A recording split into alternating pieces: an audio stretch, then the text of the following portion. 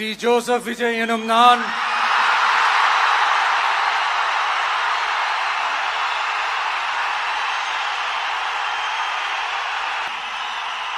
இந்திய அரசியல் அமைப்பின்பால் உண்மையான நம்பிக்கையும் மாறா பற்றும் கொண்டிருப்பேன் என்றும்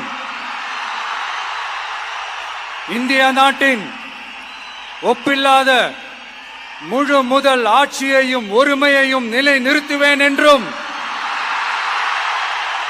தமிழ்நாட்டு அரசின் முதலமைச்சராக உண்மையாகவும் உளச்சான்றின்படியும் என் கடமைகளை நிறைவேற்றுவேன் என்றும்